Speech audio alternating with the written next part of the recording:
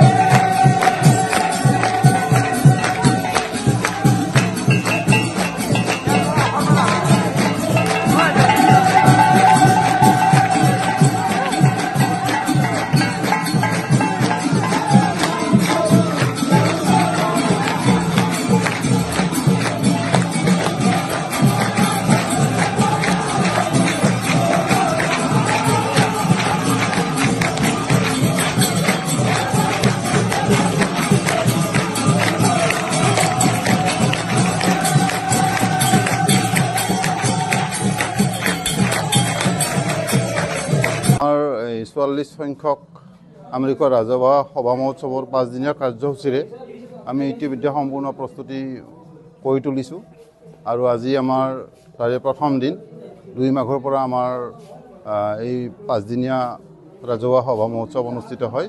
আজি প্ৰথম দিনাখন ইতিমধ্যে আমি কেইবাটাও কাৰ্যসূচী সম্পাদন কৰিলোঁ। তাৰ ভিতৰত একেবাৰে শেষত সন্ধিয়া সময়ত এই 6:30-7টা মানৰ ভিতৰত আমাৰ গোটেই গাঁৱৰ পৰা 4টা গোটৰ পৰা বিগ্ৰহ আনি আমাৰ ৰাজহুৱা নামঘৰত স্থাপন কৰিছোঁ আৰু আত্মিকভাৱে সমগ্ৰ ৰাইজে এই গাঁৱৰ আধ্যাত্মিকতাৰ দিশৰ পৰা একেবাৰে মনোযোগেৰে বিগ্ৰহ স্থাপন কৰি সভাৰ মহা আয়োজনৰ ইতিমধ্যে ব্যৱস্থা কৰা হৈছে। আজি এই মানে মহোৎসৱৰ লগত জড়িত কৰি আজি এটা আমাৰ নৃত্যানুষ্ঠান প্ৰতিযোগিতা আছে, একক নৃত্য প্ৰতিযোগিতা অসমীয়া গীতৰ আধাৰত। আৰু মঞ্চখন উদ্বোধনৰ কাৰণে ইতিমধ্যে মাননীয় নাৰায়ণ ডেকাক আমি ইতিমধ্যে আমন্ত্ৰণ কৰি আনিছোঁ, তেখেত আহি পাইছে। গতিকে তেখেতৰ দ্বাৰা আমি খন্তেক পিছতে আমি মঞ্চ উদ্বোধনৰ কাৰ্যক্ৰমণিকা আৰম্ভ কৰিম। হয়,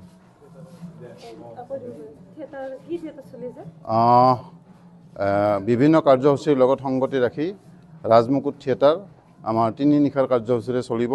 লগতে আমি যাত্ৰা পাৰ্টিৰো ব্যৱস্থা কৰিছোঁ। 4 তাৰিখৰ পৰা আছে, 18 মানে অসমীয়াৰ 4 তাৰিখৰ পৰা হয়, 18, 19, 20 জানুৱাৰী এই 3 দিন থিয়েটাৰ পাৰ্টি হয়।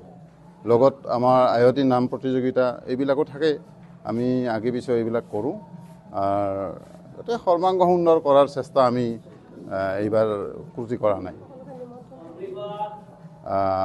এইফালৰ পৰা আমাৰ এই আটাইবিলাক অনুষ্ঠানতে সমগ্ৰ ৰাইজক উপস্থিত তথা সহযোগিতা আগবঢ়োৱাৰ বাবে মই আন্তৰিকতাৰে শ্ৰদ্ধা সহকাৰে আমন্ত্ৰণ কৰিছোঁ।